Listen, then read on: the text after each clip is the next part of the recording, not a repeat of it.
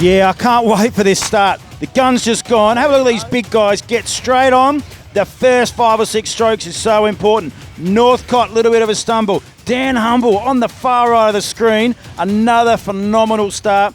And then back to, I think, maybe Northcott there. And Steve Bird might have had a stumble. No, he's come through at the right time there. And then we've also got, just Josh Windsor there from Trig Island into third. So super tight racing. Steve Bird, Dan Humble, neck and neck at that first can. Absolute carnage. What a great battle between these two athletes. And we got third there as well. Humble come out of the blocks like an absolute rocket. But then look at Steve come through here. He won the last round as well. 2 times Olympian, up on the inside as well, and on the first runs as well. Humble come out of the blocks, but credit due, Stephen Bird. Now look at this big decision time. Which way do you go? We've got Sam Woodbuck and Mullaloo in third place. Well done, Mullaloo. Look at this, the battle between the boys. Some going left, some going right. Buck on the back of a runner now. They'll lift now. They're in the trough. Here comes the lift. We'll have a sprint finish here, ladies and gentlemen. Who has the legs? Humble Bird. Have a chat to the person next to you. Lock it in. Live stream as well. Who's going to get it? Humble's over the top. Humble's over the top of this one. What about that from Dan Humble? That is the difference. That is an open ski SunSmart win for the Trig man of Dan Humble. How good was that? Steve Bird in second. Yeah, that was... Sam Wood in third. Sorry, Truey. Sam Wood in third. As good as it gets, folks. That's what we came for today. Yeah, so Simon and Ty, from the drone footage, it was phenomenal racing. They started off at either end of that start line. They came together at the first turn. They went apart on the first run, and they came together within metres right on that finish line. That's one of the best ski races I've seen in a long time.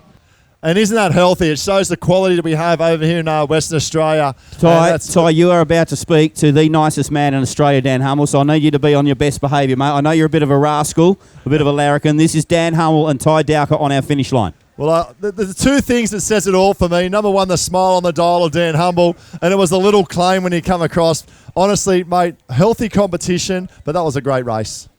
Yeah, it's super tough racing, Steve. We're pretty lucky to have him cross over from kayak to surf ski, so it keeps the level up, and there's no easy races when he's around.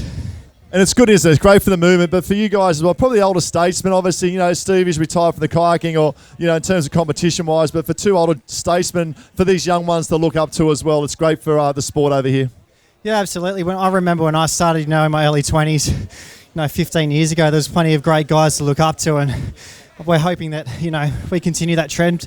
WA's got a rich history of ski paddlers, so I'm all for continuing that for the future, and, hopefully events like this really prosper for those young kids to succeed in the future.